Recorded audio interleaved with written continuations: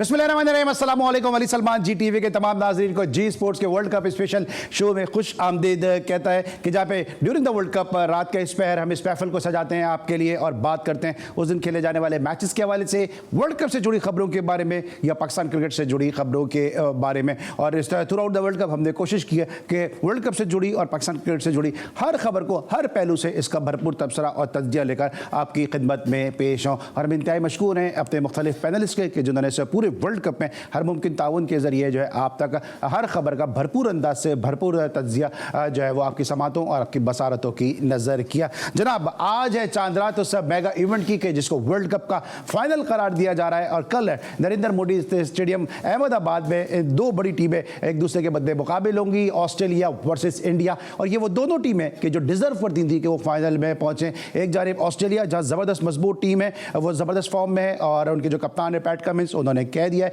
कि जनाब कल वो इंडियन जो क्राउड होगा उसको चुप करा देंगे अपनी उम्दा परफॉर्मेंस से। वहीं दूसरी जानिब इंडियन कैंप में काफ़ी रिलैक्स नज़र आ रहा है माहौल। और रोहित शर्मा ने प्रेस कॉन्फ्रेंस की है, उसमें उन्होंने ये कहा है कि हम सब मुस्कुरा रहे हैं और यकीनी तौर पर कुछ ना कुछ ज़रूर टेंशन ज़रूर होगी, लेकिन ये एक्साइटमेंट बढ़ाती है। क्रिकेट का बड़ा मुकाबला, बड़ा मैदान सजने वाला है जनाब। कल के फाइनल को डिस्कस करेंगे और साथ साथ पाकिस्तान क्रिकेट में काफ़ी उखाड़ पिछाड़ का सिलसिला जारी है, साथ साथ कंट्रोवर्सीज़ का सिलसिला भी जारी है, उसको भी डिस्कस करेंगे। हमारे साथ मौजूद हैं lord of lords Mohsin Hasan Khan साहब। अस्सलाम वालेकुम मोहसिन भाई, कैसे हैं सर आप? वालेकुम सलाम, अल्लाह का शुक्र, मैं बिल्कुल ठीक हूँ। उम्मीद है आप भी और हम सब ठीक हैं, अल्लाह का शुक्र। अच्छा मोहसिन भाई, ऐसे कई फाइनल आपने भी खेले होंगे, वर्ल्ड कप का फाइनल तो नहीं लेकिन फाइनल की चाहे गली मोहल्ले की भी क्रिकेट का फाइनल हो, एक टेंशन होती है, एक एक्साइटमेंट होती है। इस वक्त अगर मैं आपसे पूछूं तो दोनों टीमों का माहौल क्या चल रहा होगा, दोनों के कैंप में क्या सूरत हाल होगी? अली, सारा प्रेशर इंडिया पे होगा बिकॉज इंडिया फेवरेट है, ठीक है ना। और जो लोग तो बात कर रहे हैं कि आराम से जीत जाएगी, ये कह रहे हैं, नो डाउट जिस तरह की उन्होंने क्रिकेट खेलते हुए आ रहे हैं पूरे टूर्नामेंट में फ्रॉम मैच 1, बल्कि हम इनको एशिया कप से देखते हुए आ रहे हैं जब से एक बड़ा कंसिस्टेंसी शो कर रहे हैं अपनी परफॉर्मेंस के अंदर।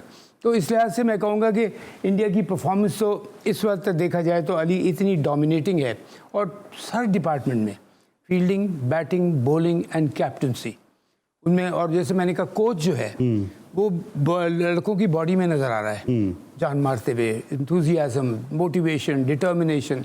ये होता है कोच इस तरह लिफ्ट करता है टीम को, प्लानिंग देता है वो कप्तान को, कप्तान उसके हिसाब से चलता है। इधर ये हो रहा होगा इंडिया की टीम में कि उनको पता होगा कि सारा प्रेशर हमारे ऊपर है। नो डाउट सामने एक तगड़ी टीम है ऑस्ट्रेलिया, लेकिन ऑस्ट्रेलिया वो तगड़ी टीम नहीं है अली जो ऐसे ऑस्ट्रेलिया दुनिया में जहाँ जाती थी, हमारे सब कॉन्टिनेंट में भी आके वो एक थ्रेट, बहुत बड़ी थ्रेट होती थी। लेकिन हालांकि उनके पास स्मिथ है, वार्नर है, इस तरह के बीच में लबुशेन है, मैक्सवेल।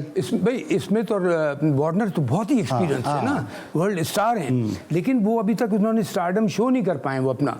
वार्नर ने आके ठीक है कम बैक किया, बोला हमारे खिलाफ ही 150 कर दिए थे उसने। लेकिन ये कि वो पिछले मैच में भी ऐसे आउट हो रहा था कि जैसे बिलीव मी नॉट कोई बेचारा नया लड़का इंटरनेशनल क्रिकेट में आ गया।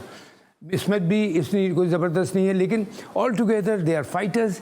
और उनकी टीम में ये होगा, मैं आपको जो मैं फील कर रहा हूँ, इतना मैं ऑस्ट्रेलियंस को जानता हूँ, because I think cricketing world में अली उनसे अच्छे फाइटिंग स्पिरिट और किसी टीम में, सब में है, इतनी ज़बरदस्त किसी में नहीं है। और आप देखिए किस किस तरह वो मैच जीत के आए हैं इसमें।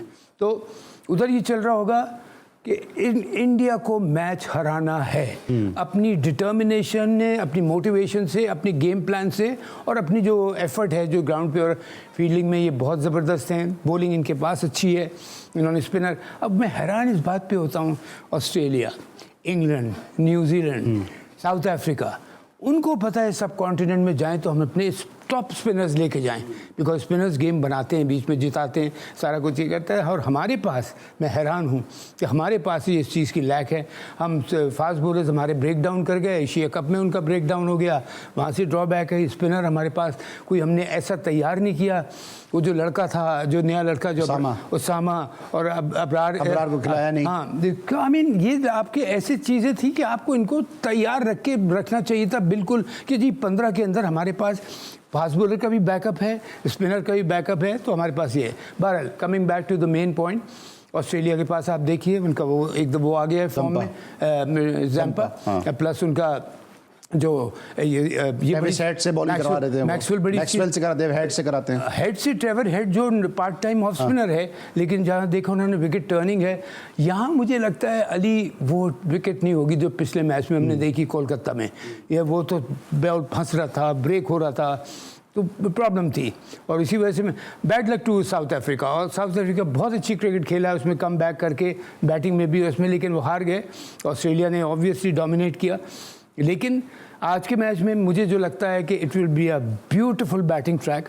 और जैसे मैंने आपको याद होगा, मैंने कहा था कि इन्होंने क्या एक ट्रिक ढूंढी है कि हम इतनी अच्छी बैटिंग विकेट्स बनाते हैं, ख़ास तौर पे इंडिया जब मैच खेलती है, और विकेट्स डॉक्टर नहीं हो रही हैं, ये मैं आपको बता दूं जो देखने हैं। हाँ, कर क्या रहे हैं, इन्होंने वेन्यू अपने ऐसे बनाए जहाँ पे इनको कहीं ना क्लाइमेट की प्रॉब्लम हो, ना ये प्रॉब्लम हो, जैसे कोलकाता में नमी है बहुत, मट्टी में सॉफ्ट मट्टी है, ये अपने मैचेस वहाँ रख रहे हैं जहाँ पे परफेक्ट बैटिंग विकेट बनाओ, इतनी अच्छी बैटिंग विकेट बनाओ कि इनके स्पिनर्स जो हैं वो तकरीबन 50% रह जाएं, इनका जो पेस अटैक है वो तकरीबन 50% रह जाए, उसके बाद हम अपने एफर्ट करके वो कर लेते हैं। It will be a revenge game as far as Australian point of view, क्योंकि हमने देखा लास्ट मैच में कि 199 पे ऑस्ट्रेलिया आउट हो गया था, लो स्कोरिंग मैच रहा था, इंडिया बड़ी आसानी के साथ जीत गया था। और जो आप जिस तरह ऑस्ट्रेलियन नेचर की आप बात कर रहे हैं कि वो बड़ी तगड़े होकर आते हैं, जब इस तरह की उनको एक शिकस्त हो जाए तो बहुत तगड़े होकर आते हैं, तो एक बड़ा ज़बरदस्त एक्साइटिंग फाइनल होने वाला है कल।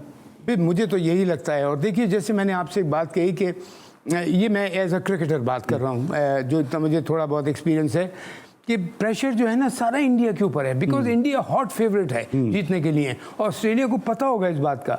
अब मैं, अगर आप मुझे बताइए, आप तो क्रिकेट को बहुत फॉलो करते हैं, यू आर एन एनालिस्ट माशाल्लाह, अगर आप ये न्यूज़ सुनेंगे कि इंडिया ने ऑस्ट्रेलिया को हरा दिया, ना यार पता था ऑस्ट्रेलिया, हाँ, मतलब ये नॉर्मल न्यूज़ होगी।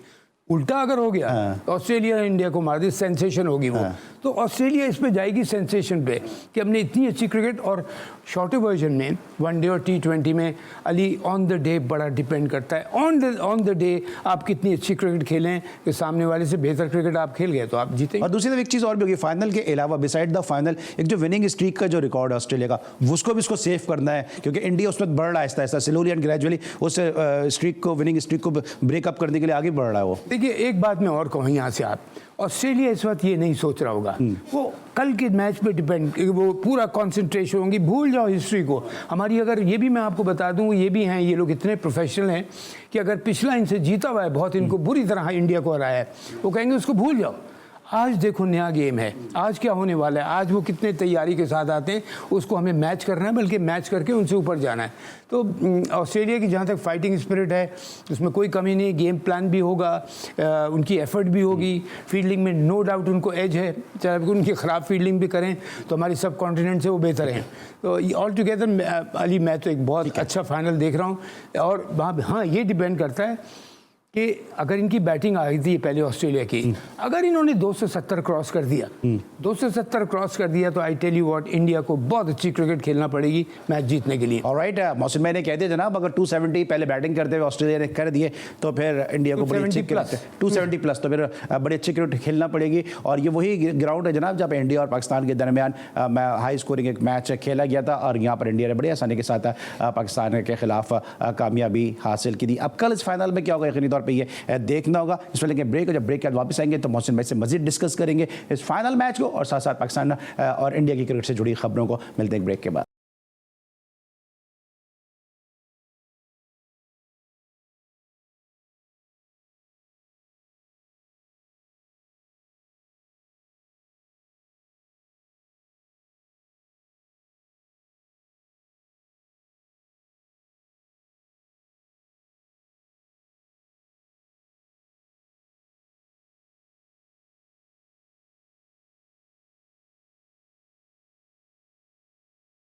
Welcome back after the break. और ब्रेक पर जाने से पहले मोहसिन भाई बात कर रहे थे कि ऑस्ट्रेलिया जो है वो बिल्कुल ये सोचकर नहीं आएगा कि पिछले मैच में उसको शिकस्त हुई थी या पिछले मैच में उसने बड़े मार्जिन से कामयाबी हासिल की थी। और दूसरी तरफ इंडिया के लिए भी एक नया मैच होगा, एक बड़ा मैच होगा, बड़ा दिन होगा, क्योंकि बहुत सारे दोनों टीमों में जो प्लेयर्स हैं उनके लिए आखिरी वर्ल्ड कप का मैच भी साबित हो सकता है। तो दोनों टीमों के जो प्लेयर्स हैं वो पूरी तैयारी के साथ आएंगे। जनाब, जो दोनों टीमों के दरमियान माजी में जो मैच खेला गया, इस टूर्नामेंट में जो लीग मैच खेला गया, उसमें क्या रहा, उस मैच की समरी हमारे पास तैयार है। मोहसिन भाई से से डिस्कस भी करेंगे इस मैच को और इस मैच के जो कॉन्सिक्वेंसेज हैं उसको भी बात करेंगे। किस तरह बात करते हैं कि 199 रन स्कोर किए पहले बैटिंग करते हुए ऑस्ट्रेलिया ने जवाब में बड़ी आसानी के साथ 4 विकेटों के नुकसान पर इस टारगेट को चेस किया था।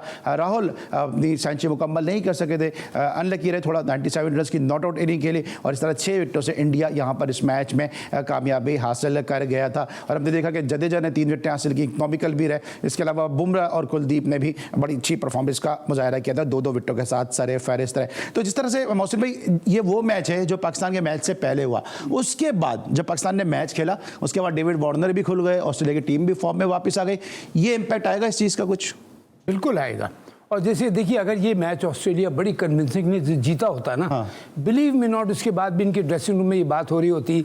मैं इनका ड्रेसिंग रूम अटेंड कर चुका हूँ। अच्छा। हाँ, एक दफ़ा ऐसी फॉर सर्टन कि मैं अंदर था, तो इनका कोच इनसे बातें कर रहा था, कोच के साथ में, हेड कोच के साथ था। इनका असिस्टेंट कोच बता, अब देखिए रिस्पेक्ट देखिए, इसका जो असिस्टेंट कोच था, इनका जो एक लंबी स्टीव समथिंग करके उसका नाम है, जो इनका मैनेजर कम बुकानन नहीं, स्टीव इनका मैनेजर है, जो वो कोचिंग का भी साथ करता है, बड़ा सेंसिबल आदमी है। तो हम अंदर थे तो उसने अपना बोलना शुरू कर दिया था, तो उसने मुझे इशारा किया कि मोहसिन रुक जाओ। अब मैं इनकी बात सुन रहा था, इतनी लॉजिकल बातें कर रहे थे। अच्छा सर, इस वक्त सॉरी इंटरप्ट करूंगा, आप उस वक्त कोच थे पाकिस्तान के या उस वक्त प्लेयर थे पाकिस्तान के? नहीं, मैं उस वक्त प्लेयर था। अच्छा ठीक है, आप कंटिन्यू कीजिए। प्लेयर था मैं, और इनका ब्रेक के बाद ये लोग अंदर जा रहे थे। मैं किसी आई थिंक कोई बात करने गया था अंदर, तो मैं वैसे भी मुझे पता, इससे कि इनका फील्ड पे आप देखिए पता चल जाता है। जैसे मैंने आपको एक किस्सा सुनाया था, कराची भी टेस्ट मैच में हम खेल रहे थे, मैं और मुदस्सिर ओपन पे हमारे स्कोर कर लिया था, 4 या 6 रन चाहिए थे और हमारे से एक भी आउट नहीं था। हम ओपनर, पीछे से रॉडनी मार्श लगा हुआ है, come on Dennis come on. तो मैंने रॉडनी को पीछे मुड़ के कहा, मैंने कहा Rodney the game is over almost. He said no Mohsin, still you have one run 7 wickets or 8 wickets can fall, like I said, Sarfaraz ने मेलबर्न में करके दिखा दिया था। तो ये होता है क्रिकेट में। तो ये लास्ट जो टर्म है ना कि लास्ट बॉल तक लड़ेंगे, ये हैं लास्ट बॉल तक लड़ने वाले। हम भी लड़ते हैं अल्लाह की फजल से, सिर्फ हमको अच्छी लीडरशिप चाहिए होती है उस टाइम। तो हमारे लड़के हमारे बहुत अच्छे हैं। बाल हम अपने पोटेंशियल पे ना खेले तो अली उसमें किसी का कसूर नहीं है सिवाय हमारे।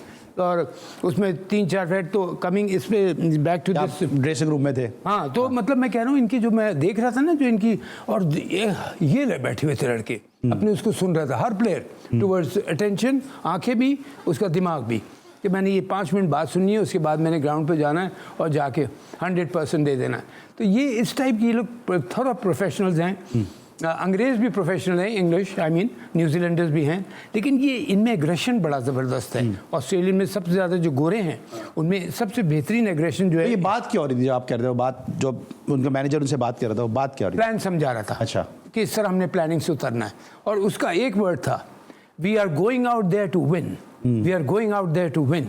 इसने शुरू में ही बात कही और अपनी बात ख़त्म करने के बाद ये बात कही, और यही हमारा तरीका था। और जब हम लोग खेल रहे थे, मैं लिटरली बता रहा हूँ, जब इमरान हमारा कैप्टन था उस वक्त भी हमारी ये डिटर्मिनेशन होती थी कि हम ग्राउंड पे हारने का तो वर्ड हम इस्तेमाल ही नहीं करते थे। हारने का वर्ड दिमाग में भी नहीं लाते थे, आता भी था तो उसे हटा देते थे, जीत के लिए उतरना है।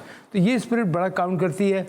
लाइक आई सेड, फिर मैं बात रिपीट करूंगा। अच्छा सर, तो चूंकि वक्त थोड़ा सा कम है, क्योंकि अब चूंकि आपका कोचिंग का भी बड़ा वास्ट एक्सपीरियंस है। इंडिया में राहुल द्रविड़ को कोच रखा गया, अपने लोकल कोच पे उन्होंने इन्हिसार किया। उनके अगर मैं बॉलिंग कोच की बात करूं तो शायद बहुत सारे लोगों ने पारस महाबरी का नाम भी नहीं सुना होगा, कि उनका जो वो बॉलिंग कोच है या उनका जो बैटिंग कोच है उस पर अभी जो है राठौर का भी इतना नाम नहीं सुना होगा। इंटरनेशनल क्रिकेट खेले, अपने कोचेस पर रिलाय करते हुए आए, वहाँ भी एक्सपीरियंस किया गया था फॉरेन कोचेस का, वो फेल हो गया जब चैपल को लेकर आए। क्रिस्टन ने किसी हद तक काम किया।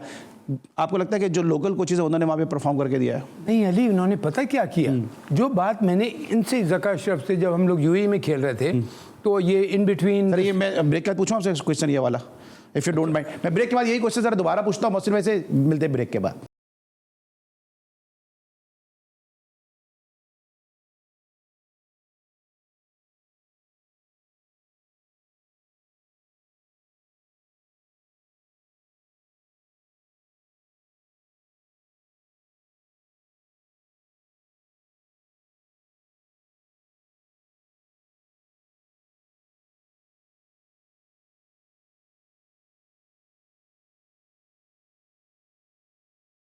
Welcome back after the break. और ब्रेक पर जाने से पहले बात करते हैं फाइनल मैच के हवाले से कि दोनों टीमें किसी स्ट्रेटेजी के साथ मैदान में उतरेंगी, लेकिन दूसरी जाने जहां हम एक तरफ टीम इंडिया को पूरे उनके प्लेयर की परफॉर्मेंस पे क्रेडिट दे रहे हैं, वहीं पे हमें साथ साथ बीसीसीआई को इस सवाल से भी क्रेडिट देना होगा कि उन्होंने जो कोचिंग स्टाफ रखा है वो प्योरली इंडियन है और प्योरली लोकल उनके कोचेज हैं। अगर आप ड्राविड की बात कर लें, उनके जो बॉलिंग कोच हैं पारिस महाबरी, उनकी बात कर लें, लोगों ने शायद उनका नाम भी नहीं सुना होगा। उनके जो बैटिंग कंसल्टेंट है राठौर, उनकी बात करें जो इंडिया के लिए बहुत कम क्रिकेट खेले, लेकिन अपने लोकल कोचेस के ऊपर उन्होंने, अपने इंडियन कोचेस के ऊपर उन्होंने रिलाई किया। जबकि दूसरी जानिब जब हमारी टीम टेक ऑफ कर रही थी, कामयाबियों की जानिब सफ़र कर रही थी, तो उस वक्त यहाँ पे जो है वो क्वालिफाइड कोचेस की एक हवा चलाई गई और उसके बाद फिर सबने देख लिया कि पाकिस्तान की क्रिकेट अब आज कहाँ सफ़र कर रही है। आप समझते हैं एक जानिब जहाँ आप और मैं बैठ के और हमारे जो दूसरे एनालिस्ट हैं इंडियन टीम के प्लेयर्स की परफॉर्मेंस को प्रेस कर रहे हैं, वहीं दूसरी जानिब राहुल द्रविड़, महाबरी, राठौर और इंडिया के जो लोकल कोचेज हैं उनका बड़ा इंपॉर्टेंट रोल है। बहुत इंपॉर्टेंट रोल है। और देखिए सबसे एक और बात होती है, अपना आदमी है, वो कहते हैं ना अपना मारेगा भी तो साए में मारेगा। बिल्कुल। और अपना आदमी क्यों ना, इंडिया में और पाकिस्तान में फॉर एग्जांपल किस वर्ल्ड क्लास प्लेयर की कमी है उधर भी, हाँ, बल्कि हमारे पास मैं कहूँगा, ये मैं कोई बायस बात नहीं कर रहा, पाकिस्तान बहुत टैलेंटेड कंट्री है अल्हम्दुलिल्लाह। बगैर कोचिंग के, बगैर किसके world class batsman, world class bowlers, fast spinners, wicket keepers ये निकलते हैं। तो ये, और दुनिया हैरान होती है इस बात पे कि तुम्हारा सिस्टम भी इतना गड़बड़ है, उसके बाद ये वर्ल्ड क्लास आपको हर साल अगर 4 नहीं तो 1 से 2 जरूर वर्ल्ड क्लास प्लेयर नजर आएंगे। तो इस चीज़ को देखते, अच्छा कोचिंग पे बहुत इंपॉर्टेंट बात आपने कही है अली। मैंने यही बात, जब मैं सीरीज़ खेल रहे थे हम, जब इंग्लैंड का हमने वाइट वॉश किया था, तो उसके दौरान ज़का अशरफ साहब इस वक्त चेयरमैन थे, ये आए थे, तो इन्होंने कहा मोहसिन आपके प्लान क्या है? मैंने कहा जी मेरा सबसे बड़ा प्लान ये है कि हम फॉरेन कोचेस से छुटकारा हासिल करें। और वो कैसे करेंगे कि मैं उस वक्त था, हेड कोच था, बैटिंग भी मैं देख रहा था, साथ मेरे एजाज अहमद था, फिर हमने बाद में आकिब जावेद हमारे पास आ गया था, वो ले लिया था लास्ट सीरीज़ में, तो वो भी उन्होंने ज्वाइन कराया था कि ठीक है। मैंने कहा Aqib is a very nice, very fine cricketer, very fine bowler and very nice person, तो ठीक है उसको कर दिया। उसके बाद मैंने कहा जी एक काम करना है कि मैं एक फील्डिंग कोच बुलाऊंगा। उन्होंने प्लानिंग पूछी, मैंने कहा मैं 1 साल के लिए एक फील्डिंग कोच बुलाऊंगा जो पाकिस्तान टीम को फील्डिंग ड्यूरिंग द सीरीज़ करेगा। उसके अलावा ये हमारे 25 से 30 फील्डिंग कोच तैयार करेगा। फिर उनको, उसके बाद हम 1 साल के बाद इसको खुदा हाफिज़ कह देंगे। और उसके बाद हमारे फील्डिंग कोचेज़ भी जो 20-25 तैयार हुए हैं वो आप उनको लगाइएगा वहाँ पर, और वही फील्डिंग कोचेज़ आ जाएंगे हमारे। अली मुझे बताइए, ऑनेस्टली आप मुझे बताइए, आप और मैं इस वक्त बड़ी बात नहीं करेंगे, हम अपने सब पाकिस्तानी फ़ख्र से बात करेंगे, पाकिस्तान में टैलेंट के किस डिपार्टमेंट में कमी है? एक डिपार्टमेंट में कमी है, वो है फील्डिंग। सिर्फ फील्डिंग हमें को ले बैठती है एट टाइम, जो हमने देखा है। अदरवाइज़ हमारे पास फील्डिंग, वो भी हमारी जेनेटिक प्रॉब्लम ये है कि फिजिकली हम लोग इतने तगड़े नहीं होते। अगर हमारे न्यूट्रिशनल जो रिक्वायरमेंट है वो हम शायद इस तरह नहीं होती। अब आपको पता है ज़्यादातर लड़के हम्बल बैकग्राउंड से आते हैं, ठीक है, तो हम्बल बैकग्राउंड में वो आपको न्यूट्रिशन वो तो नहीं मिलते ना कि जॉइंट्स भी मजबूत हों। अच्छा दूसरी बात, मैंने एक बात और देखी जो मैंने कहा, देखिए हमारे लड़के इतने ज़्यादा डाइव से इंजर्ड नहीं होते, गलत डाइव मार के इंजर्ड होते हैं। डाइव मारते हैं तो गिर पड़ते हैं। वो जो स्लाइडिंग डाइव होती है वो बहुत कम लड़कों ने जो अपनी इंडिविजुअल सीखी हुई है। तो फील्डिंग कोच हम मंगाएंगे जिसको हम 1 साल, वो हमारे 20-25 लड़के पाकिस्तान को कोच करेंगे। लेकिन फिर आपकी बात नहीं मानी नहीं, फिर उसके बाद क्या हुआ कि फिर सारा सिनारियो चेंज हो गया। तो आपको पता है सारा जो मेरी प्लानिंग थी, मैं तो बिलीव मी और नॉट, मैं अगर at the helm of the affairs हूँ तो मैं, अगर मैं बुलाऊं, पहली बात तो अभी भी मैं नहीं बुलाऊंगा सिवाय फील्डिंग कोच के किसी को। अगर बुलाऊंगा कि भाई तुम 1 साल हमारी कोचिंग करो पाकिस्तान टीम की, और फारिग वक्त में जब सीरीज़ नहीं हो रही तुम्हारे 25 से 30 लड़के तुम तैयार करो फील्डिंग कोच। बैटिंग मेरा अपना पाकिस्तानी होगा, बॉलिंग मेरा अपना पाकिस्तानी होगा, विकेट कीपिंग मेरा अपना पाकिस्तानी होगा, फील्डिंग के जो कम डिपार्टमेंट है। लेकिन अभी जिस तरह भी आप बात करें ज़का अशरफ साहब की, अभी मियादाद साहब का भी एक स्टेटमेंट आया कि जो शुगर मिल चलाने वाले हैं वो क्रिकेट बोर्ड चला रहे हैं। आपका जो एक्सपीरियंस रहा, जितने मैं आपको जानता हूं या जितनी मैं आपकी बातों से अखज़ किया है, कोई कहे ज़का अशरफ साहब के साथ कोई आपका एक्सपीरियंस कोई इतना अच्छा नहीं रहा। अभी जो क्रिकेट के हेल्प ऑफ अफेयर चलाने की कोशिश की जा रही है, मियादाद साहब ने भी क्रिटिसाइज़ कर दिया है। क्या लगता है आपको कि ज़का अशरफ साहब is on the right direction, और लगता है कि आपको थोड़ा सा डिस्ट्रैक्ट उनके जो मुशीर हैं उन्होंने कर दिया है? देखिए उस वक्त भी जो मैं बता रहा हूँ, उनसे लास्ट जो मीटिंग हुई थी अबू धाबी में आ गए थे 20 सीरीज़ में, जब हम पहला टेस्ट मैच जीत गए थे, दूसरा ऑन द वर्स्ट थे जीतने पे, तो बड़ी ज़बरदस्त इनसे मेरी मीटिंग हुई, इतनी ज़बरदस्त 2.5-3 घंटे की मीटिंग हुई जो आगे की प्लानिंग। उसके बाद जब वापस ही आए, हम चले गए थे, टीम चली गई, वहीं से बांग्लादेश चली गई थी, वहाँ भी सारा जीत के आए, फिर वापस आए थे। तो पीछे क्या चेंज हो गया मुझे नहीं पता। और मैं आपको बता रहा हूँ, देखिए जी, मैं आपको सीधी सी बात बता रहा हूँ, मैं अपने नाज़रीन को बार बार ये बात बताता हूँ, कोई ये ना समझे कि मोहसिन खान भागता है अपने काम से। मैं भागता नहीं हूँ, मैं काम करूँगा। इसलिए कि अली आप हो मेरे हमदर्द हो, ये जितने भी मेरे पाकिस्तान में हमदर्द हैं वो कहेंगे मोहसिन खान ने 2 साल काम किया, उसके बाद कह रहा है मुझे काम ही नहीं करने दिया। तो ये मैं कभी नहीं कहना चाहता। मैं चाहता हूँ इस पोजीशन में जाने के लिए, यकीन कीजिए जब मुझे एजाज भट्ट ने, अल्लाह उनको जन्नत नसीब करे, डायरेक्ट मुझे फ़ोन किया था चीफ सेलेक्टर के लिए, मैंने कहा sir before I take the job, उन्होंने कहा मोहसिन मुझे अभी हाँ या ना करो, अभी फ़ोन के ऊपर। इट वॉज अबाउट इवनिंग 4:30-5 का टाइम था। मैंने कहा सर मैं अभी हाँ करता हूँ, 2 चीज़ की गारंटी दे दें आप कि मैं सिफारशी नहीं खिलाऊंगा, नंबर 1, और किसी गलत काम वाले को नहीं खिलाऊंगा, जिसको टेंटेड आदमी को जो टीम में नहीं होगा, जो डिसिप्लिन ख़राब करेगा, पाकिस्तान की इज्जत को ठेस पहुंचाएगा। ये आप मुझे कहने बस। तो मैंने कहा हाँ जी बस। कहने मैं समझा तुम टेन्योर पूछोगे, तुम सैलरी पूछोगे। मैंने कहा नहीं जी, वो आप मुझे जो सही आप समझते दीजिए, मुझे 2 चीज़ की गारंटी दिए। और यकीन करो उन्होंने मुझे 2 चीज़ की गारंटी दी और उन्होंने रखा जब तक। उस वक्त आपने देख लिया था ना 11 में कोई सिफारशी, ना 15 में कोई सिफारशी, और 28 लड़कों का बैकअप बना था, उसमें कोई सिफारशी नहीं। तो ये करने के बाद अब प्लानिंग आदमी कुछ और करे, उसके बाद चेंज कर दे। तो मैं कह रहा हूँ कि अगर मैं at the helm of affairs हूँ तो मैं सबसे बड़ा काम तो ये करूँगा कि मुझे गोरे नहीं चाहिए। देखिए वो मैं उनको ब्लेम नहीं करता, उनकी अपनी लाइफ है, वो आते हैं पैसे लेने, पैसे के उन्होंने काम को रूटीन वर्क करते हैं, उनके आपके इमोशंस नहीं इन्वॉल्व होते, वो सेंटिमेंट्स नहीं होते ना सर। वो कमरे में जाके रोता नहीं अगर आप मैच हार जाएं, ठीक है, वो इस वजह से रोएगा कि शायद उसकी सैलरी कम हो जाएगी कि अगर उसे वो कोई, लेकिन उसको पाकिस्तान का दर्द नहीं होगा। अपना कोच, अब राहुल द्रविड़ की जो आप बात कर रहे हैं कमी, और उन्होंने 2 आपने नाम वो भी पारस महमरी और राठौर, किसी ने नाम नहीं सुना हुआ, ठीक है। ये जो अपना बैटिंग कोच है अपना, कौन क्या नाम है, एंड्रू पटिक, जो अभी रिसेंट थे हमारे साथ, नहीं जो अब था अभी, हाँ पटिक था ना, एंड्रू पटिक, एंड वो इंग्लिश था ना, साउथ अफ्रीकन, साउथ अफ्रीका जो भी था, किसी ने नाम नहीं सुना। आप रिजल्ट देख ली कितना खराब है।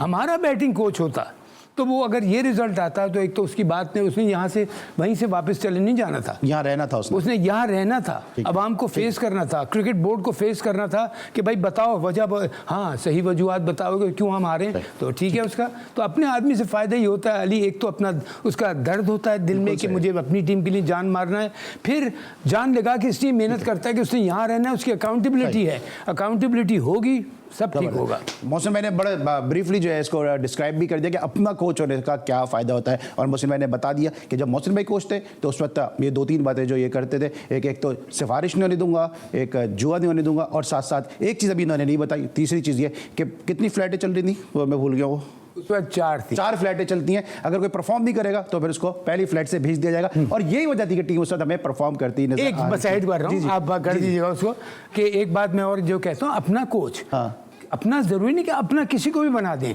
देखें कि अहल कौन है, कोचिंग के बैटिंग का कोच कौन अहल है। जैसे अब जैसे यूसुफ है, यूसुफ जब भी बनेगा मुझे खुशी होगी, यूनुस जब भी कुछ बनेगा मुझे खुशी होगी कि ये अहल है। तो और बड़े अपने लड़के, I tell you what, Pakistan में कोई कमी नहीं है, ठीक, पाकिस्तान में कोई कमी नहीं है। और मोहम्मद यूसुफ की बात की मोहसिन मैंने, और बहुत प्रेस करते हैं मोहसिन भाई मोहम्मद यूसुफ को। मोहम्मद यूसुफ को अंडर-19 का बैटिंग कोच और हेड कोच बनाया गया, इस पर जरा बात करेंगे एक ब्रेक के बाद।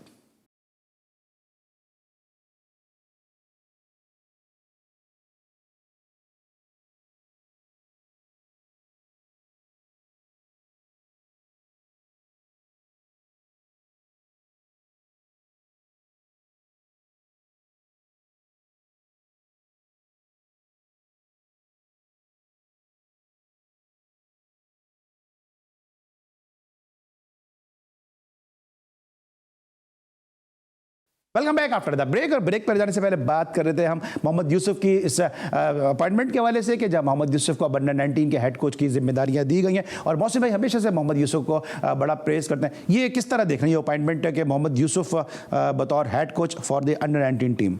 बहुत अच्छा है, मेरे ख्याल से तो बहुत ही अच्छी अपॉइंटमेंट की है यूसुफ जय, बिकॉज अंडर 19 के लड़के दिए, हमें चाहिए एक ऐसा ग्रेट प्लेयर जिसको लुकअप करें यंग बच्चे। देखिए ये बड़ी इंपॉर्टेंट चीज़ होती है बच्चों के लिए, जो लुकअप करें कि ये हमारा इतना टॉप का प्लेयर रहा है। और अब यूसुफ किस तरह हैंडल करता है देखना पड़ेगा, लेकिन मुझे लगता है अली वो he will do the good job. Yusuf बहुत अच्छा प्लेयर है, बहुत अच्छा प्लेयर है, बहुत ज़बरदस्त खेलता था, बिल्कुल बहुत अच्छे रिकॉर्ड थे। बिल्कुल। फिर आपने 2011 के वर्ल्ड कप में ड्रॉप क्यों किया उसको? हमने ड्रॉप नहीं किया था, वो ऑलरेडी ड्रॉप था।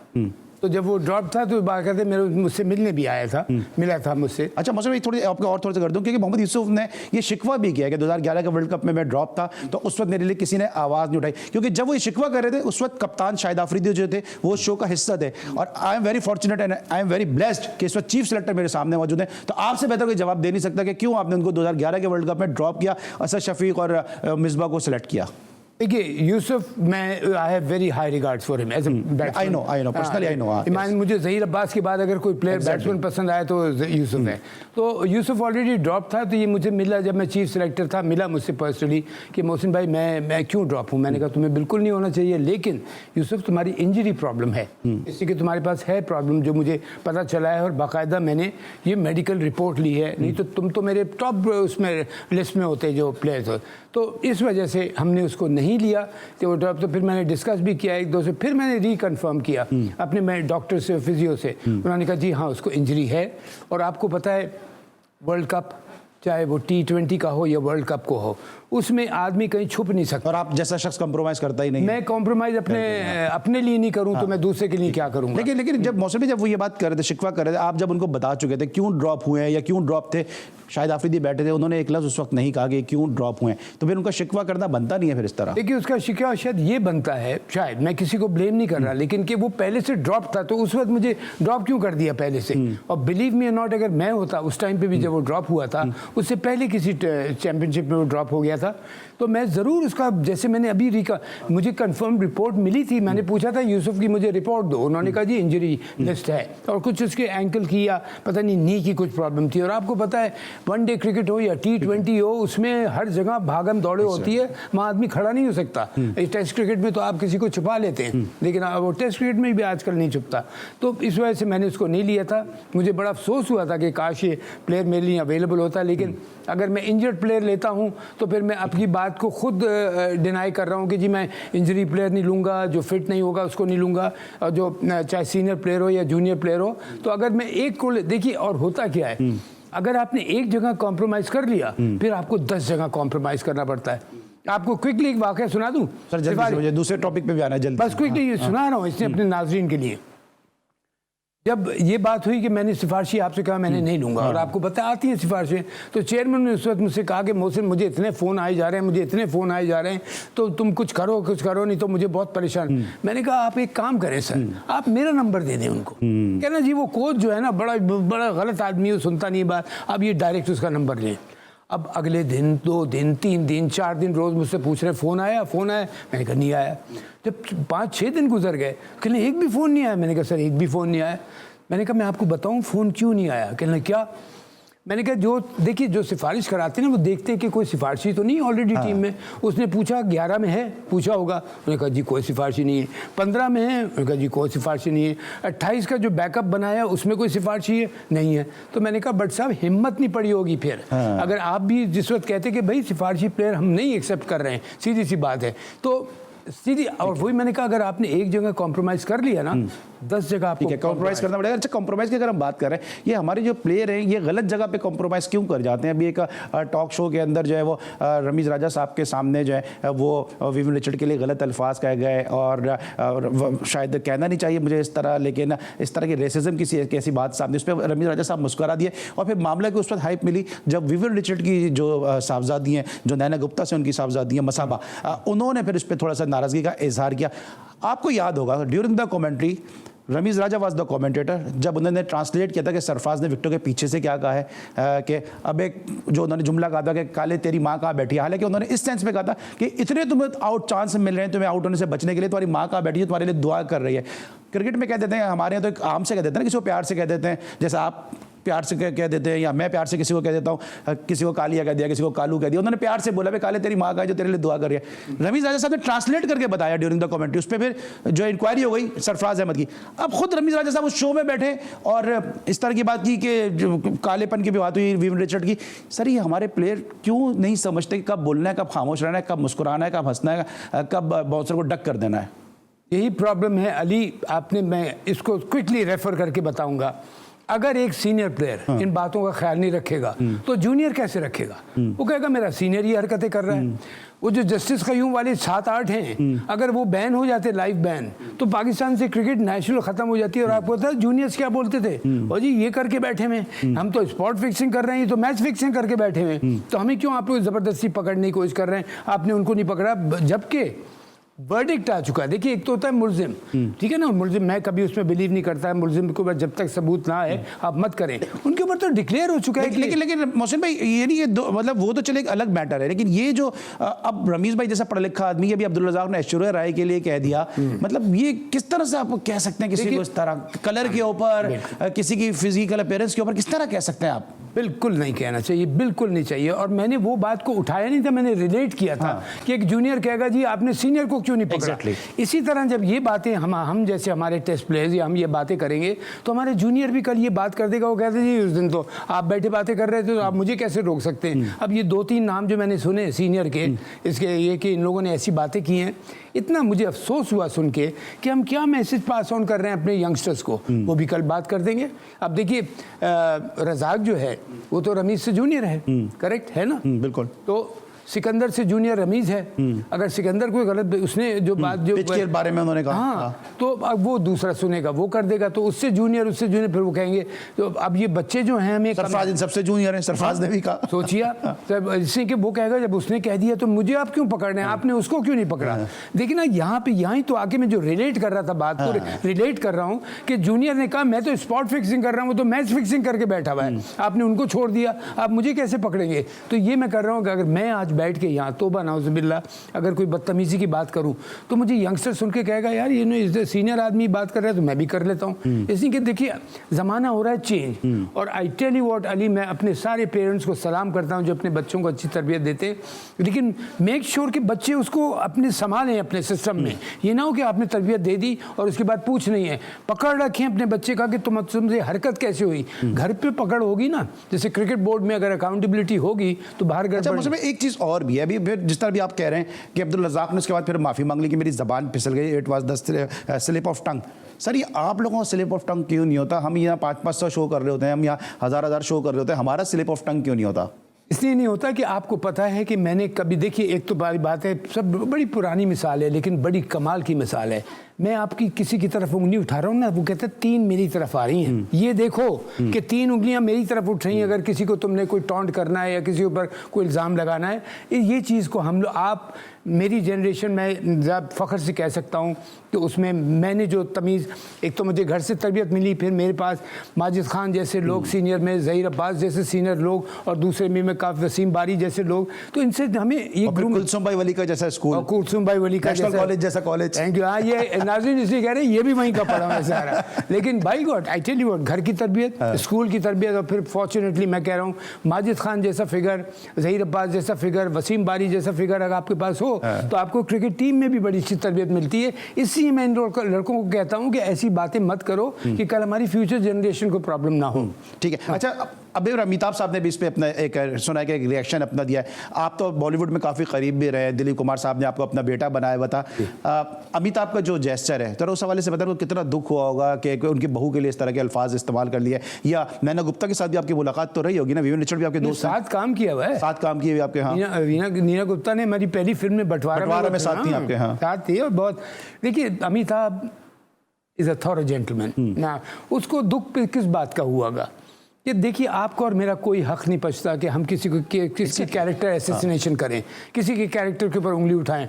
ये अल्लाह और उसके मामला, बंदे का मामला है। जैसे कहते हैं ना नमाज के लिए किसी को ज्यादा तंग बोलने का, ये अल्लाह और बंदे का डायरेक्ट मामला है। हुकूकुल इबाद इंपॉर्टेंट है, उस पर रखें, और कभी भी किसी की कैरेक्टर एसेसिनेशन नहीं करें। इस वजह से कि जब तक अगर कंफर्म खबर भी होता है ना, अल्लाह ताला कहता है तुम दूसरों की बुराइयां छुपाओ, मैं तुम्हारी बुराइयां छुपाऊंगा। अगर कंफर्म भी मिले तो आप बात ज्यादा ना करें, और जब आप ऐसे बात कर देते हैं किसी के लिए, I think it's very very very unfair. कल ये बताएं अहमदाबाद में कल क्या हो रहा है? टॉस जीत के बैटिंग करनी चाहिए, क्या करना चाहिए? अहमदाबाद में देखिए बैटिंग में मुझे जो लगता है, जैसे मैंने आपसे कहा, इंडियंस ने तोड़ निकाल लिया है, कि जितनी भी गोरों की टीम है, न्यूजीलैंड, ऑस्ट्रेलिया, इंग्लैंड वाला, इनको तो परफेक्ट बैटिंग विकेट बनाओ और बैटिंग विकेट पे इनकी स्ट्रेंथ को, बॉलिंग की स्ट्रेंथ को 50% कम करो, हम और ज़बरदस्त चढ़ के खेलें। तो आई थिंक मैं पर्सनली फील करता हूँ इंडिया बिल्कुल जाएगा, अगर टॉस जीतता है तो बैटिंग करेगा, और ऑस्ट्रेलिया भी अगर वेदर गड़बड़ हुआ, और ऑस्ट्रेलिया भी यही करेगा। इसलिए ऑस्ट्रेलिया को भी पता है कि देखिए स्कोर के पर स्कोर करना, भला आपका 250 क्यों ना स्कोर हो, लेकिन फिर आपको 250 करना है, ये जहन में एक बात होती है। और फाइट करने वाला मैं पर्सनली फील करता हूँ। लेकिन देखिए टॉस का हमेशा एक बात कहता हूँ, अली कप्तान और कोच जो पिच देखता है ना, फिर वो टॉस डिसाइड करता है। हो सकता है पिच में कभी कभी मॉइस्चर हो जाता है, जो रात को तैयार होती है पिच, तो आदमी देख लेता है कि नहीं शुरू के 10-15 ओवर मुश्किल होंगे, चलो पहले बॉलिंग कर लो। लेकिन देखते हुए अहमदाबाद की wicket which is absolutely perfect batting paradise. Thank you so much Mohsin भाई, और आज के लिए बस इतना ही। इंशाल्लाह कल फाइनल के ग्रैंड फाइनल के प्रोग्राम के साथ एक दफ़ा फिर आपकी खिदमत में हाजिर होंगे। उस वक्त तक के लिए अली सलमान को और मोहसिन हसन खान साहब को इजाज़त दीजिए। अपना बहुत ख्याल रखिए। अल्लाह हाफ़िज़।